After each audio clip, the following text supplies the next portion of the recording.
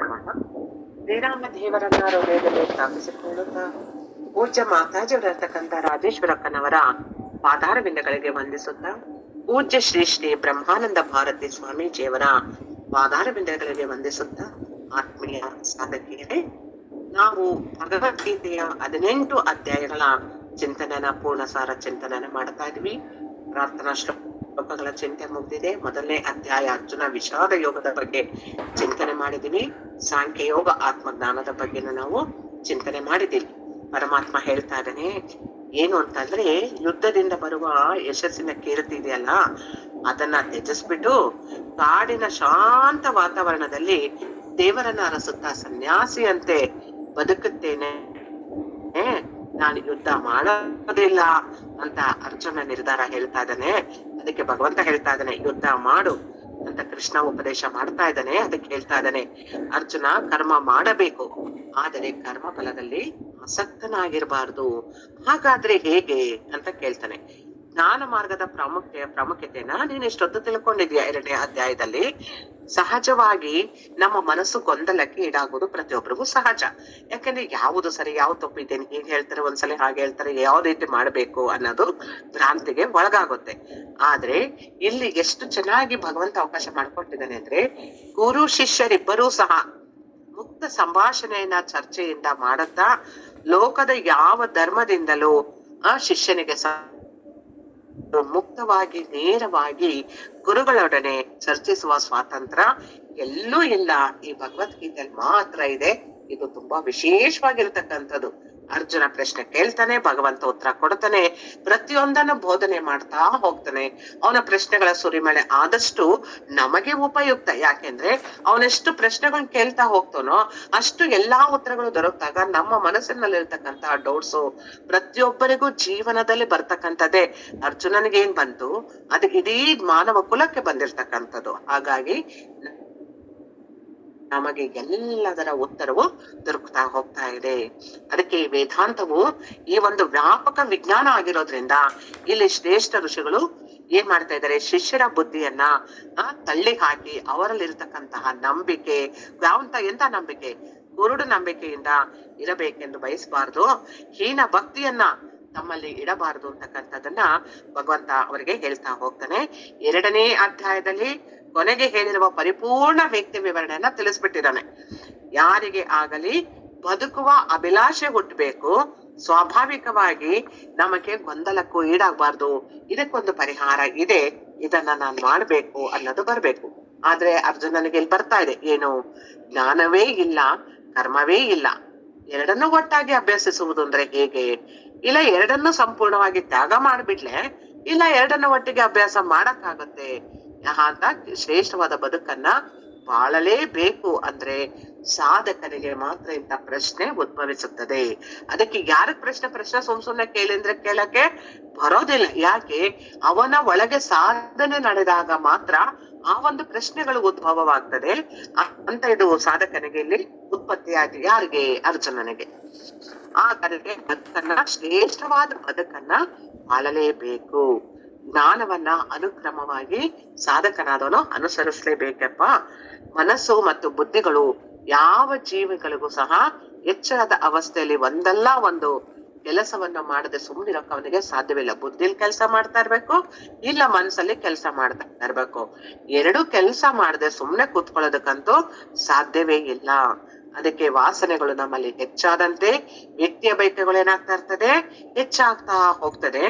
ಕರ್ಮವನ್ನ ಮಾಡಬೇಕಾಗುತ್ತದೆ. ಕರ್ಮದ ಮೂಲಕ ಅವನು ಇನ್ನು ಹೆಚ್ಚಿನ ವಾಸನೆಗಳನ್ನ ಮಾಡಿಕೊಳ್ಳದೆ ನಿವಾರಣೆ ಮಾಡ್ಕೋಬೇಕು. ಆದ್ರೆ ಕರ್ಮದ ಅನುಸಾರವಾಗಿ ಅವನೇನ್ ಮಾಡ್ತಾನೆ ಗೊತ್ತಿಲ್ಲದೆ ಆ ಕರ್ಮವನ್ನ ಯೋಗ ಮಾಡದೆ ಕರ್ಮವನ್ನ ಮಾತ್ರ ಮಾಡ್ತಾ ಅವನಿನ್ನು ಕರ್ಮವನ್ನ ಹೆಚ್ಚಿಸ್ಕೊಳ್ತಾ ಹೋಗ್ತಾನೆ. ಅದಕ್ಕೆ ನಿಸ್ವಾರ್ಥದಿಂದ ಕರ್ಮ ಮಾಡಿದಾಗ ಮಾತ್ರ ವಾಸನೆಗಳು ಉತ್ಪತ್ತಿ ಆಗೋದಿಲ್ಲ. ಅದಕ್ಕೆ ಈ 3ನೇ ಅಧ್ಯಾಯದಲ್ಲಿ ಪೂರ್ಣವಾಗಿ ತಿಳಿಸ್ತಾ ಹೋಗ್ತಾ ಇದ್ದಾರೆ. ಏನು? 1ನೇ ಶ್ಲೋಕದಿಂದ 8ನೇ ಶ್ಲೋಕದವರೆಗೂ ಸಹ ಜ್ಞಾನಯೋಗ ನಿಷ್ಕಾಮ ಕರ್ಮಗಳನ್ನ ಅನುಸರಿಸಿ ಶ್ರೇಷ್ಠವಾದ ಕರ್ಮಗಳ ಬಗ್ಗೆ ತಿಳಿಬೇಕು ಅಂತ ಹೇಳಿದ್ದಾರೆ. ಜ್ಞಾನಯೋಗ ನಿಷ್ಕಾಮ ಕರ್ಮಗಳನ್ನ ಅನುಸರಿಸಿ ಶ್ರೇಷ್ಠವಾದ ಕರ್ಮ ಯಾವುದು, ಅದನ್ನ ಹೇಗೆ ಮಾಡ್ಬೇಕು, ಯಾವ ರೀತಿ ಮಾಡ್ಬೇಕು ಅನ್ನೋದ್ರ ಬಗ್ಗೆ ಪೂರ್ಣವಾಗಿ ತಿಳಿಸ್ಕೊಡ್ತಾನೆ ಭಗವಂತ. 9ನೇ ಶ್ಲೋಕದಿಂದ 16ನೇ ಶ್ಲೋಕದವರೆಗೂ ಸಹ ಫಲದ ಅಪೇಕ್ಷೆ ಇಲ್ಲದೆ ಮಾಡುವಂತಹ ಕರ್ಮ ಯಾವುದು, ಯಜ್ಞ ಯಾಗಾದಿ ಕರ್ಮಗಳ ಅವಶ್ಯಕತೆ ಎಷ್ಟಿದೆ, ಅದನ್ನು ಯಾವ ರೀತಿ ಮಾಡ್ಬೇಕು ಅನ್ನೋದನ್ನು ಸಹ ಭಗವಂತ ತಿಳಿಸ್ಕೊಟ್ಟಿದ್ದಾನೆ. 17ನೇ ಶ್ಲೋಕದಿಂದ 24ನೇ ಶ್ಲೋಕದವರೆಗೂ ಸಹ ಜ್ಞಾನಿಯಾದವನು ಲೋಕದಲ್ಲಿ ಮಾಡುವ ಕರ್ಮಗಳು ಯಾವುವು, ಅವನು ಹೇಗ್ ಮಾಡ್ತಾನೆ ಜ್ಞಾನಿಯಾದವನು ಅಂತ ಹೇಳ್ತಾ ಇದ್ದಾರೆ. ಅಜ್ಞಾನಿಗಳ 25ನೇ ಶ್ಲೋಕದಿಂದ 35ನೇ ಶ್ಲೋಕದವರೆಗೂ ಜ್ಞಾನಿ ಅಜ್ಞಾನಿಗಳ ಲಕ್ಷಣಗಳನ್ನ ಅರ್ಥ ಮಾಡ್ಕೋಬೇಕು. ಪ್ರೇಮಿಸುವುದು ಯಾವುದು, ದ್ವೇಷವನ್ನ ಬಿಟ್ಟು ಪ್ರೇಮಿಸಿದಾಗ ಮಾತ್ರ ಕರ್ಮಗಳನ್ನ ಮಾಡುವುದಕ್ಕೆ ಪ್ರೇರೇಪಣೆ ಕೊಡುತ್ತದೆ, ಆಗ ಅದು ಕರ್ಮಯೋಗ ಆಗುತ್ತೆ. 36ನೇ ಶ್ಲೋಕದಿಂದ 43ನೇ ಶ್ಲೋಕದವರೆಗೂ ಕಾಮ ಕ್ರೋಧ ರೂಪ ಶತ್ರುಗಳನ್ನ ಜಯಿಸುವುದಕ್ಕೆ ಉಪಾಯಗಳು ಯಾವ್ಯಾವು ಎಂಬುದನ್ನ ಈ ಅಧ್ಯಾಯದಲ್ಲಿ ತಿಳಿಸಿದ್ದಾನೆ. ಇಲ್ಲಿಗೆ ಮೊದಲನೇದಾಗಿ ನಾವೇನ್ ಮಾಡ್ಬೇಕು, ಜ್ಞಾನಯೋಗ, ನಿಷ್ಕಾಮ ಕರ್ಮ. ಕರ್ಮ ಅಂದರೆ ಧಾರ್ಮಿಕ ಯಜ್ಞ ಯಾಗಾದಿಗಳು ಎಂದರ್ಥ. ಕರ್ಮಗಳನ್ನ ನಾವ್ ಯಾವ ರೀತಿ ಮಾಡ್ಬೇಕು, ಶುದ್ಧ ಸಂಕಲ್ಪದಿಂದ ದೀರ್ಘ ಕಾಲದವರೆಗೆ ಮಾಡ್ತಾ ಇರ್ಬೇಕು. ಮಾಡ್ತಾ ಇದ್ದಾಗ ಏನಾಗ್ತದೆ, ನಮ್ಮ ಹೃದಯವು ಶುದ್ಧವಾಗ್ತಾ ಹೋಗುತ್ತದೆ. ಯಾವಾಗ ದೀರ್ಘ ಕಾಲ ಕರ್ಮವನ್ನ ಯಜ್ಞ ಧಾರ್ಮಿಕವಾದ ಯಜ್ಞ ಯಾಗಾದಿಗಳನ್ನ ಮಾಡ್ತೀವಿ, ಆಗ ನಮ್ಗೆ ವ್ಯಕ್ತಿತ್ವವನ್ನೆಲ್ಲ ಕ್ರೋಢೀಕರಿಸಿ ಏಕಾಗ್ರತೆ ಕಡೆಗೆ ತುಂಬಾ ನಮ್ಮನ್ನ ಕರ್ಕೊಂಡು ಹೋಗೋದಕ್ಕೆ ಸಾಧ್ಯ ಆಗುತ್ತೆ.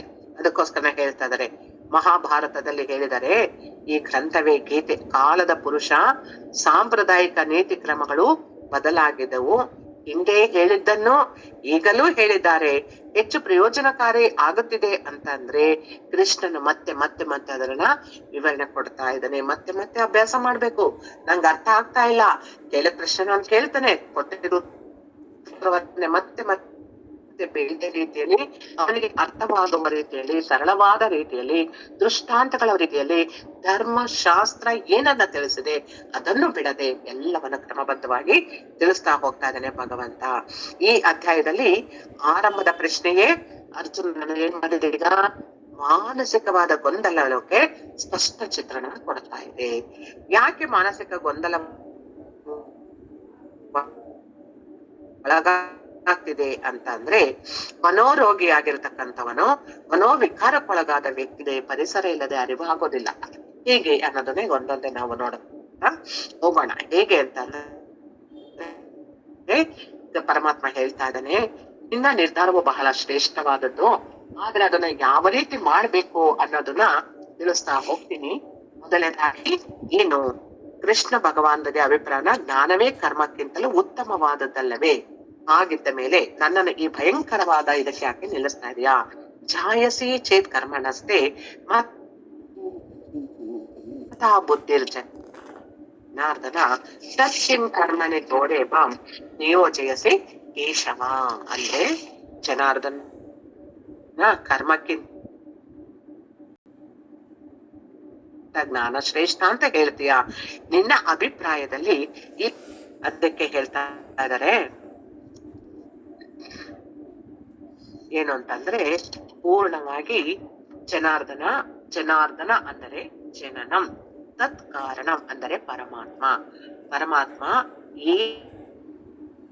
ಏನು ಬೇಕೋ ಅದು ಪೂರ್ಣತೆ ಉತ್ತಮವಾದದನ್ನ ನಾನು ಪ್ರತಿಪಾದಿಸ್ತೇನೆ. ನೀನೇನ್ ಕೇಳ್ಕೊಂತ ಅದನ್ನ ಪ್ರತಿಪಾದಿಸ್ತೇನೆ. ಈಗ ಉದಾಹರಣೆ ನಿನ್ಗೆ ಹೇಳ್ಬೇಕು ಅಂತಂದ್ರೆ, ಏನನ್ನ ಎಲ್ಲಿ ಕೇಳ್ಬೇಕು, ಯಾರ ಹತ್ರ ಏನ್ ಕೇಳ್ಬೇಕು ಅನ್ನೋ ಪ್ರಜ್ಞೆ ನಿನ್ನಲ್ಲಿ ಸ್ಥಿತಪ್ರಜ್ಞಸ್ಯ ಭಾಷೆ ಹೇಳಿದೀವಿ, ಅದು ಜಾಗೃತವಾಗಿರ್ಬೇಕು. ಉದಾಹರಣೆಗೆ, ನೀನು ರಾಷ್ಟ್ರಪತಿಯ ಹತ್ತಿರ ಹೋಗ್ಬಿಟ್ಟು ಕುಂಬಳಕಾಯಿ ಬೇಕು ಅಂತ ಕೇಳಿದ್ರೆ ಹೇಗಿರುತ್ತೆ? ನಗು ಬರೋದಿಲ್ಲ ಇವೆಲ್ರಿಗೂ. ಇದೇನಪ್ಪ ಹೋಗ್ಬಿಟ್ಟು ಕುಂಬಳಕಾಯಿ ಕೇಳ್ತಾ ಇದ್ದಾನಲ್ಲ ಅಂತ ಅಂದ್ಬಿಟ್ಟು. ಹಾಗೆ ಪರಮಾತ್ಮನ ಬಳಿ ನಾವು ಹೋದಾಗ ಬೇಡುವ ಬೇಡಿಕೆ ಉತ್ತಮವಾಗಿರ್ಬೇಕು. ಯಾವ ರೀತಿ ಉತ್ತಮವಾಗಿರ್ಬೇಕು? ನನ್ನ ಜನನಕ್ಕೆ ಅಜ್ಞಾನವೇ ಕಾರಣವಾಗಿದೆ ಎಂಬುದನ್ನ ಮೊದಲು ಪ್ರಾರ್ಥಿಸಬೇಕು. ನಾನು ಹುಟ್ಟಿದ್ದೇನೆ, ಆದ್ರೆ ನನಗೆ ಅಜ್ಞಾನವೇ ಮುಖ್ಯ ಕಾರಣವಾಗಿದೆ. ಅಜ್ಞಾನವೇ ನನ್ನಲ್ಲಿ ಆವರಿಸೋದ್ರಿಂದ ನನಗೆ ಯಾವುದು ಸಹ ಸ್ಪಷ್ಟ ಚಿತ್ರಣ ತಿಳಿತಾ ಇಲ್ಲ. ಅದಕ್ಕೆ ತಕ್ಷಣ ಅದನ್ನ ನೀನ್ ನನಗೆ ಕೊಡಿಸ್ಬೇಕು. ಅಂದ್ರೆ ಹುಷಾರಿಲ್ದಾಗ ಡಾಕ್ಟರ್ ಹತ್ರ ಹೋಗ್ತೀವಲ್ವಾ, ಡಾಕ್ಟರ್ ಹತ್ರ ಹೋದಾಗ ಅವರು ವೈದ್ಯ ಚಿಕಿತ್ಸೆ ಮಾಡ್ತಾರೆ. ಚಿಕಿತ್ಸೆ ಕೊಟ್ಮೇಲೆ ಆ ಒಂದು ಕಾಯಿಲೆ ಹೇಗೆ ವಾಸಿ ಆಗುತ್ತೋ ಹಾಗೇನೆ ನೀನು ಸಹ ಈಗ ನನಗೆ ಚಿಕಿತ್ಸೆನ ಕೊಡ್ಬೇಕು. ಅದು ಯಾವ್ದು ಬೇಕು ಈಗ ಹೇಳ್ತಾರೆ, ಏನೋ ನೋಡಪ್ಪ ಚಿಕಿತ್ಸೆ ಕೊಟ್ಟಿದೀವಿ, ಈ ರೀತಿ ತಗೋಬೇಕು, ಹೀಗ್ ಮಾಡ್ಬೇಕು ಅಂತೆಲ್ಲ ಹೇಳ್ತೀವಿ. ಹೇಳ್ದಾಗ ನನಗೆ ಒಂದು ಹೊತ್ತೊತ್ಗೂ ಮಾತ್ರೆ ತಗೊಳಕ್ಕಾಗಲ್ಲ, ಹೊತ್ತೊತ್ಗೂ ಟಾನಿಕ್ ತಗೊಳಕ್ಕಾಗಲ್ಲ, ಅದಕ್ಕೆಲ್ಲ ಒಂದೇ ಸಲ ತಗೊಂಡ್ಬಿಡ್ತೀನಿ ಅಂತ ತಗೊಂಡ್ರೆ ಏನಾಗುತ್ತೆ? ನಮ್ಮ ಆರೋಗ್ಯವು ಇನ್ನಷ್ಟು ಹದಗೆಡುತ್ತದಲ್ವೇ? ಹಾಗೇನೇನೆ ನೀನು ಒಂದೊಂದು ಗೊಂದಲದಿಂದ ಹೊರಕ್ಕೆ ಬರುವುದನ್ನ ಅಭ್ಯಾಸ ಮಾಡ್ಕೋ. ಹೇಳ್ದಷ್ಟು ಮತ್ತೆ ನೀನು ಗೊಂದಲಕ್ಕೆ ಹೋಗ್ತಾ ಇದ್ರೆ, ಮತ್ತಷ್ಟು ಸಮಸ್ಯೆಗೆ ಸಿಲುಕೊಂತಾ ಇದ್ರೆ ನಿನಗೆ ಪರಿಹಾರ ಸಿಗೋದಿಲ್ಲ. ಇನ್ನಷ್ಟು ಈ ಒಂದು ವ್ಯಾಧಿ ಹೇಗೆ ಹೆಚ್ಚಾಗುತ್ತೋ ಹಾಗೆ ನಿನ್ನ ಮನಸ್ಸಿನ ವ್ಯಾಧಿ, ಮನೋರೋಗ ಹೆಚ್ಚಾಗುತ್ತೆ ಅರ್ಜುನ. ಅದಕ್ಕೆ ನೀನೇನ್ ಮಾಡ್ಬೇಕು? ಒಂದು ಪ್ರಶ್ನೆನ ಕೇಳಿದ್ಮೇಲೆ ನಾನು ಉತ್ತರ ಕೊಟ್ಟಾಗ ಅದನ್ನ ಪ್ರಜ್ಞಾಜಾಗೃತವಾಗಿ ನೀನು ಯೋಚನೆ ಮಾಡು. ನಿನ್ನ ಜೀವನದಲ್ಲಿ ನೀನು ಬದಲಾಯಿಸಿಕೊಳ್ಳುವ ಪ್ರಯತ್ನವನ್ನ ಮೊದಲು ಮಾಡು. ಪ್ರಯತ್ನವನ್ನೇ ಮಾಡದೆ ಸುಮ್ನೆ ಪ್ರಶ್ನೆ ಕೇಳ್ತಾನೆ ಇದ್ರೆ ಪ್ರಯೋಜನವಿಲ್ಲ. ಪ್ರಯೋಜನ ಯಾವಾಗ ಬರುತ್ತೆ? ನೀನ್ ಅದನ್ನ ಅನುಸರಿಸಿದಾಗ. ಅದು ಬೇಕು ಇದು ಬೇಕು ಎನ್ನುವುದು ಜನ್ಮವೇ ಬೇಕು ಬೇಡ ಅನ್ನೋದನ್ನ ಬರಬೇಕು. ಜನ್ಮವೇ ಸಾಕು ಎಂದು ಭಗವಂತನಲ್ಲಿ ಮೊದಲು ಪ್ರಾರ್ಥನೆ ಮಾಡ್ಬೇಕು. ಈಗ ಕರ್ಮ ಯೋಗ ಅಂತಂದ್ರೇನು? ಕರ್ಮಕ್ಕೆ ಸಿಲುಕೊಂಡ್ಬಿಟ್ಟಿದೀನಿ, ಯಾಕೆ ಜನ್ಮವೇ ಸಾಕು ಅಂತಂದ್ರೆ ವ್ಯಾಮಿಶ್ರೇಣೇವ ವಾಕ್ಯೇನ ಅಂದ್ರೆ ಪರಮಾತ್ಮ ನಿನ್ನ ಮಾತು ಹೇಗಿದೆ ಅಂದ್ರೆ, ಕರ್ಮ ಒಪ್ಪದಿಲ್ಲ, ಭಕ್ತಿ ಜ್ಞಾನ ಒಂದೊಂದು ಸಾರಿ ಹೇಳ್ತಿರುವ ನನಗೆ ಅನುಮಾನವಾಗ್ತಾ ಇದೆ, ಜ್ಞಾನ ಆಶ್ರಯಿಸ್ಬೇಕು, ಕರ್ಮ ಬಿಡಬೇಕು. ಪರಮಾತ್ಮ ನಂಗೊಂದು ತಿಳಿತಾ ಇಲ್ಲ, ನನ್ನ ಜೀವನವನ್ನ ಸಂಸ್ಕರಿಸುವವನು ನೀನೆ, ನನ್ನ ಜೀವನವನ್ನೇ ನಿನ್ ಕೈಲಿ ಇಟ್ಬಿಟ್ಟಿದ್ದೀನಿ, ನನಗ್ ಗೊತ್ತಿಲ್ಲಪ್ಪ ನೀನ್ ಹೇಗ್ ಸಂಸ್ಕರಿಸ್ತೀಯೋ, ಕರ್ಮವನ್ನ ಮಾಡು ಅಂತೀಯೋ, ಜ್ಞಾನವನ್ನ ಮಾಡು ಅಂತೀಯೋ, ನಾ ಕರ್ಮ ನಾನ್ ಬಿಡೋದಿಲ್ಲ ಅಂತೀಯ, ಆಧಾರದ ಮೇಲೆ ನಡಿ ಅಂತೀಯ, ಅಹಂ ವೈಶ್ವಾನರೋ ಭೂತ್ವ ಅಂತ ನಾನು ಮಾಡುತ್ತಿದ್ದೇನೆ, ನೀನಲ್ಲ ಅಂತ ಹೇಳ್ತಿದ್ ನಂಗೊಂದು ಅರ್ಥ ಆಗ್ತಲ್ಲ, ಎಲ್ಲವೂ ಸಹ ಕಲಸ್ ಮೇಲೆ ಉಗ್ರ ಆಗ್ತಾ ಇದೆ, ಇದಕ್ಕೆ ಪರಿಹಾರವನ್ನ ನೀನೇ ಸೂಚಿಸ್ಬೇಕು ಅಂತ ಕೇಳ್ಕೊಂತಾನೆ. ಆಗ ಭಗವಂತ ಒಂದೊಂದನ್ನೇ ತಿಳಿಸ್ತಾ ಬರ್ತಾನೆ.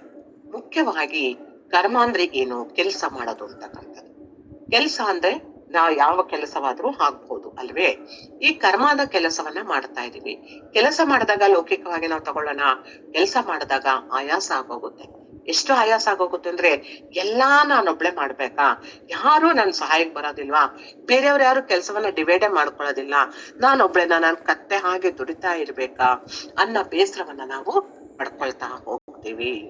ಯಾವಾಗ ಎಲ್ಲ ನಾನೇ ಮಾಡ್ಬೇಕಾ ಅಂತ ಅನ್ಕೊಂತೀವೋ ಆಗ ನಿಜವಾಗಿಯೂ ಮನಸ್ಸು ಹೃದಯ ಭಾರವಾಗುತ್ತದೆ, ಕೈ ಕಾಲು ಮೈಗೆಲ್ಲ ಆಯಾಸವು ತೋರುತ್ತದೆ.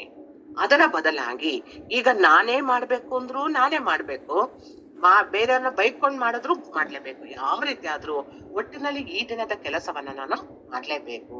ಹಾಗಾದ್ರೆ ಏನ್ ಮಾಡೋಣ?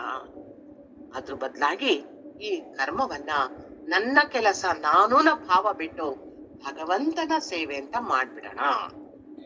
ಭಗವಂತನ ಸೇವೆ, ಹೆಣ್ಣಾಗಿ ಹುಟ್ಟಿದ ಮೇಲೆ, ಗೃಹಿಣಿಯಾಗಿ ಗಂಡನ ಮನೆಗೆ ಬಂದ ಮೇಲೆ ಪ್ರತಿನಿತ್ಯ ಅಡಿಗೆ ಮಾಡುವುದು, ಮನೆಯನ್ನ ಸ್ವಚ್ಛವಾಗಿಡುವುದು, ದೇವರ ಸೇವೆ ಮಾಡುವುದು, ಮನೆ ಮಂದಿಗೆಲ್ಲ ಒಳ್ಳೆಯದಾಗಲಿ ಎಂದು ಪ್ರಾರ್ಥನೆ ಮಾಡುವುದು ಒಬ್ಬ ಗೃಹಿಣಿಯ ಮುಖ್ಯ ಕರ್ತವ್ಯ ಅನ್ನೋದನ್ನ ತಿಳ್ಕೊಂಡು ಇದನ್ನೇ ಕರ್ಮ ಯೋಗ.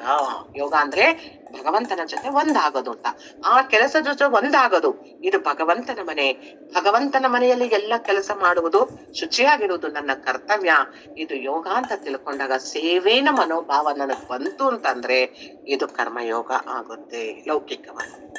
ಅದೇ ರೀತಿಯಾಗಿ ಒಳಗಡೆ ಕರ್ಮವನ್ನ ಮಾಡ್ಬೇಕು ಅಂತಂದ್ರೆ, ನನ್ನನ್ನ ಭಯಂಕರವಾದ ಯುದ್ಧವನ್ನ ಮಾಡು ಅಂತ ಹೇಳ್ತಾ ಇದಿಲ್ಲ, ಆ ಯುದ್ಧದಿಂದ ಹೊರ ಬರ್ಬೇಕಾದ್ರೆ ಇದು ನಿನ್ನ ಒಂದು ಪ್ರಾರಬ್ಧ ಕರ್ಮ, ಸಂಚಿತ ಕರ್ಮ ಅಂತಲೂ ತಿಳ್ಕೊಬೇಡ. ಯಾಕೆ ಅಂತ? ಪ್ರಾರಬ್ಧ ಕರ್ಮ ಅಂದ್ರೆ ಏನ್ ನೀನ್ ತಿಳ್ಕೊಂಡಿದ್ಯಾ? ಈ ಪ್ರಾರಬ್ಧ ಕರ್ಮ ಮಾಡಿ ಮಾಡಿ ಮಾಡಿ ಮತ್ತೆ ಯುದ್ಧಕ್ಕೆ ಹೋಗ್ತೀನಿ, ಮತ್ತೆ ಕರ್ಮವನ್ನ ಕಟ್ಕೊಂತೀನಿ, ಮತ್ತೆ ಪಾಪಗಳನ್ನ ಕಟ್ಕೊಂತೀನಿ ಅನ್ನೋದು ಮನಸ್ಸು ನಿನ್ನಲ್ಲಿ ಗೊಂದಲಕ್ಕೆ ಈಡಾಗ್ಬಿಟ್ಟಿದೆ. ಅದಕ್ಕೆ ಆ ಗೊಂದಲದಿಂದ ನೀನು ಹೊರಬರ್ಬೇಕು ಅಂತಂದ್ರೆ ನೀನೇನ್ ಮಾಡ್ಬೇಕು? ಆ ಭಾವದಿಂದ ಹೊರಬರ್ಬೇಕು. ಹೊರಬರ್ಬೇಕು ಅಂತಂದ್ರೆ ಮೊದಲನೇದಾಗಿ ನಾನು ನಿನ್ಗೆ 3 ಕರ್ಮಗಳ ಬಗ್ಗೆ ತಿಳಿಸ್ಕೊಡ್ತೀನಿ, ತಿಳ್ಕೊಂಬಿಡು. ಏನು ಅಂತಂದ್ರೆ, ಕರ್ಮಗಳಲ್ಲಿ ನಹಿ ಕಶ್ಚಿತ್ ಕ್ಷಣಮಪಿ ಜಾತು ತಿಷ್ಠತ್ಯ ಕರ್ಮ ಕೃತ್ ಕಾರ್ಯತೆ ಹವಶ ಕರ್ಮ ಸರ್ವ ಪ್ರಕೃತಿ ಜೈರ್ಗುಣೆ. ಅಂದ್ರೆ ಯಾರು ಎಂದಿಗೂ ಒಂದು ಕ್ಷಣ ಮಾತ್ರವಾದರೂ ಕರ್ಮ ಮಾಡದೆ ಯಾರು ಇರಲಾರಲ್ವೇ? ಪ್ರತಿಯೊಬ್ಬರು ಪ್ರಕೃತಿಯಿಂದ ಹುಟ್ಟಿದ ಗುಣಗಳಿಂದ ಪರವಶನಾಗಿ ಕರ್ಮವನ್ನ ಮಾಡ್ತಲೇ ಇರ್ತಾನೆ. ಆದ್ರೆ ಆ ಕರ್ಮವನ್ನು ಮಾಡುವ ವಿಧಾನ ಹೇಗಿರ್ಬೇಕು ಅಂದ್ರೆ, ಕರ್ಮೇಂದ್ರಿಯಾಣಿ ಸಂಯಮ ಯಾಸ್ತೆ ಮನಸ ಸ್ಮರಾನ್ ಅಂದ್ರೆ, ಯಾರು ಕರ್ಮೇಂದ್ರಿಯಗಳನ್ನ ನಿಗ್ರಹಿಸಿ, ಕರ್ಮೇಂದ್ರಿಯಗಳು ಯಾವುವು? ಇಂದ್ರಿಯಗಳು, ಕರ್ಮೇಂದ್ರಿಯಗಳು ಮನಸ್ಸು, ಬುದ್ಧಿ, ಚಿತ್ತ, ಅಹಂಕಾರ ಅಲ್ಲ, ಸಾಧನ ಚತುಷ್ಟಯಗಳು. ಕರ್ಮೇಂದ್ರಿಯಗಳು ಅಂತಂದ್ರೆ ಕಣ್ಣು, ಕಿವಿ, ಮೂಗು, ನಾಲಿಗೆ. ಇವೆಲ್ಲವೂ ಸಹ ಮನಸ್ಸಿನ ಇಂದ್ರಿಯ ವಿಷಯಗಳನ್ನ ಸ್ಮರಿಸ್ತಾನೆ. ಯಾರು ವಿಷಯಗಳನ್ನ ಸ್ಮರಿಸ್ತಾ ಇರ್ತಾನೋ ಅವನು ವಿಮೂಢಾತ್ಮನಾಗ್ತಾನೆ, ಜ್ಞಾನಿ ಆಗೋದಕ್ಕೆ ಸಾಧ್ಯವಿಲ್ಲ. ಈಗೇನು, ಮೊದಲು ನಾವುದಾಗಿ ಸಂಚಿತ ಕರ್ಮ ಅಂದ್ರೆ ಏನು, ಪ್ರಾರಬ್ಧ ಕರ್ಮ ಅಂದ್ರೆ ಏನು, ಆಗಮ ಕರ್ಮ ಅಂದ್ರೆ ಏನು, ನಿಷ್ಕಾಮ ಕರ್ಮ ಅಂದ್ರೆ ಏನು, ಇದನ್ನ ಹಂತವಾಗಿ ತಿಳ್ಕೊಂಡಾಗ ಈ 3ನೇ ಅಧ್ಯಾಯದ ಸಾರ ನಮಗೆ ಪೂರ್ಣವಾಗಿ ಅರ್ಥ ಆಗುತ್ತೆ. ಏನು ಸಂಚಿತ ಕರ್ಮ ಅಂತಂದ್ರೆ, ಎಷ್ಟೋ ಜನ್ಮಗಳಿಂದ ಮಾಡಿರ್ತಕ್ಕಂತಹ ಕರ್ಮಗಳ ಮೂಟೆ, ದೊಡ್ಡ ಮೂಟೆಯನ್ನ ಹಾಕ್ಬಿಟ್ಟಿದೀವಿ. ಅದರಲ್ಲಿ ಪ್ರಾರಬ್ಧ ಕರ್ಮ ಅಂತಂದ್ರೆ ಪ್ರತಿಯೊಂದು ಜನ್ಮದಲ್ಲೂ ಆ ಮೂಟೆ ಹಾಕಿದ್ವಲ್ಲ, ಸಂಚಿತ ಕರ್ಮದಲ್ಲಿ ಅನೇಕ ಗಂಟುಗಳನ್ನ ಹಾಕ್ಬಿಟ್ಟಿದೀವಿ. ಒಂದೊಂದು ಜನ್ಮದ ಪಾಪದ ಗಂಟುಗಳನ್ನೆಲ್ಲ ದೊಡ್ಡ ಮೂಟೆಯಲ್ಲಿ ಹಾಕಿರೋದೇ ಸಂಚಿತ ಕರ್ಮ. ಈಗ ಪ್ರಾರಬ್ಧ ಕರ್ಮ ಅಂತ ಅಂದ್ರೇನು, ಅದರಲ್ಲಿ ಒಂದೊಂದು ಜನ್ಮಕ್ಕೆ ಒಂದೊಂದು ಗಂಟನ್ನ ತೆಗಿತಾರೆ. ಅದು ಬಿಚ್ಚಿದಾಗ ಅದರಲ್ಲಿ ಪಾಪ ಪುಣ್ಯಗಳೆರಡೂ ಸಹ ಇರುತ್ತದೆ. ಪುಣ್ಯ ಜಾಸ್ತಿ ಇರ್ಬೋದು, ಪಾಪ ಕಡಿಮೆ ಇರ್ಬೋದು. ಪಾಪ ಜಾಸ್ತಿ ಇರ್ಬೋದು, ಪುಣ್ಯ ಕಡಿಮೆ ಇರೋದು ಗೊತ್ತಿಲ್ಲ, ನಮ್ಮ ಅದೃಷ್ಟದಂತೆ ಬರ್ತಾ ಇರ್ತದೆ ಅದು ಪ್ರಾರಬ್ಧ ಕರ್ಮ. ಹಾಗಾದ್ರೆ ಇವುಗಳನ್ನೆಲ್ಲ ಬಿಡಿಸ್ಕೊಳ್ಳೋದು ಹೇಗೆ? ಇದೆಲ್ಲ ಹೇಗ್ ಬಂತು? ಇದೆಲ್ಲ ನಾವು ಮಾಡಿದ್ದೆ ಕರ್ಮ. ನಾನು ಮಾಡಿದ ಅಡುಗೆನ ನಾನೇ ಊಟ ಮಾಡಬೇಕು. ಉಪ್ಪ ತಿಂದ ಮೇಲೆ ನೀರ ಕುಡಿಯಲೇಬೇಕು. ತಪ್ಪು ಮಾಡಿದ ಮೇಲೆ ಶಿಕ್ಷೆ ಅನುಭವಿಸ್ಲೇಬೇಕು. ಹಾಗಂದ್ರೆ ಕರ್ಮ ಮಾಡ್ಬಿಟ್ಟಿದ್ದೀನಿ, ಇವತ್ತು ನಾನು ಅನುಭವಿಸೋದಕ್ಕೆ ಸಿದ್ಧ ಆಗ್ಲೇಬೇಕಾಗಿದೆ. ಯಾಕಪ್ಪ ನನ್ಗೆಷ್ಟು ಕರ್ಮ, ಯಾವ ತಪ್ಪಿಗಾಗಿ ನನ್ಗೆ ಶಿಕ್ಷೆ ಕೊಟ್ಟೆ, ನಿನ್ನ ಕರುಣೆ ಇಲ್ವೇ? ಹೀಗೆಲ್ಲ ಪ್ರಾರ್ಥನೆ ಮಾಡ್ತೀವಿ. ತಪ್ಪು ಅಂತ ಅಲ್ಲ, ಆದ್ರೆ ಭಗವಂತ ಹೇಳ್ತಾನೆ, ನೀನು ಯಾವಾಗ ಆಧ್ಯಾತ್ಮದಲ್ಲಿ ದೃಢವಾಗಿ ನಿಲ್ತೀಯ, ಭಗವಂತನ ವಾಣಿಯನ್ನ ದೃಢವಾಗಿ ಕೇಳ್ತೀಯ, ಅದರಂತೆ ನಡ್ಕೊಳ್ತಾ ಹೋದ್ರೆ ನಿನ್ನ ಕರ್ಮಗಳೆಲ್ಲವೂ ಆಟೋಮೆಟಿಕ್ ಆಗಿ ಕಡಿಮೆ ಆಗುತ್ತೆ. ಈಗ ಪ್ರಾರಬ್ಧ ಕರ್ಮ ಏನು? ನಾವು ಸಹಜವಾಗಿ ಅದ್ರ ಅರ್ಥ ನಮಗ್ ಗೊತ್ತಿದೆಯೋ ಗೊತ್ತಿಲ್ವೋ ಎಲ್ರೂ ಬಳಸ್ತೀವಿ. ಏನ್ರಿ ಯಾಕ್ರಿ ಹೀಗಿದ್ದಾನೆ ಅಂದ್ರೆ, ಏನ್ ಮಾಡಾದ್ರಿ, ಪ್ರಾರಬ್ಧ ಕರ್ಮ ಅನುಭವಿಸ್ಲೇಬೇಕಲ್ವಾ ಅಂತ ಹೇಳ್ತೀವಿ.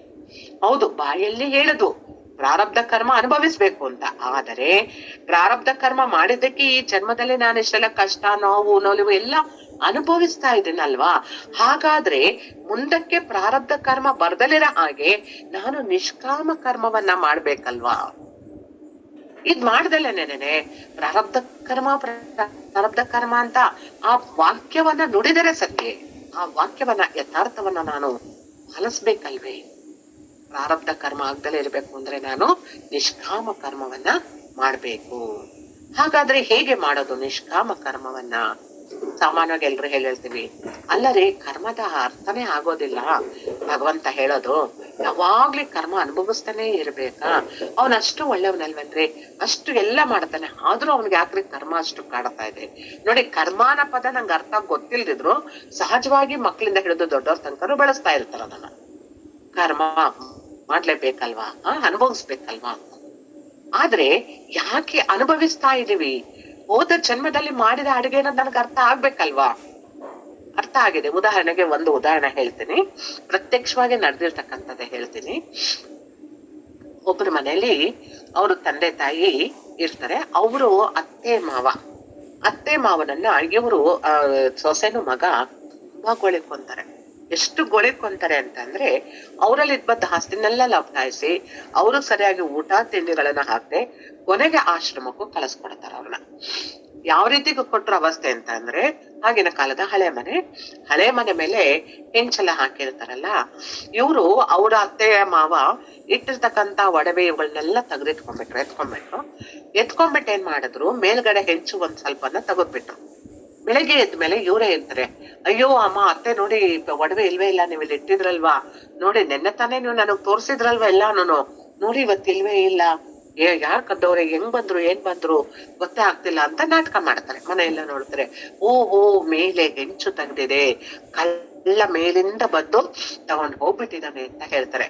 ಅನ್ಯಾಯವಾಗಿ ಹೋಯ್ತಲ್ಲ, ಎಷ್ಟು ಕಷ್ಟಪಟ್ಟು ಸಂಪಾದನೆ ಮಾಡಿಟ್ಟಿದ್ದ ಎಲ್ಲವೂ ವ್ಯರ್ಥವಾಯ್ತು ಅಂತ ಬಹಳ ಬೇಜಾರ್ ಮಾಡ್ಕೊಂತಾರೆ, ದುಃಖ ಪಡ್ತಾರೆ. ಏನ್ ಮಾಡಕ್ಕಾಗುತ್ತೆ ಬಿಡಿ ಅಂತ ಮಗ ಸೊಸೆ ಸಮಾಧಾನ ಮಾಡ್ತಾರೆ, ಅವರು ಸಮಾಧಾನಿ ಆಗ್ತಾರೆ. ಕೊನೆಗೆ ಇದ್ದ ಬದ್ದ ಒಡವೆ ಎಲ್ಲ ಹೋಯ್ತು, ದುಡ್ಡೆಲ್ಲ ಹೋಯ್ತು. ಈಗ ಜೀವನಕ್ಕೆ ಕಷ್ಟ ಎಷ್ಟೆಲ್ಲ ತೊಂದರೆ ಆಗ್ತಿದೆ ಅಂತ ಹೇಳಿ ಕೊನೆಗೆ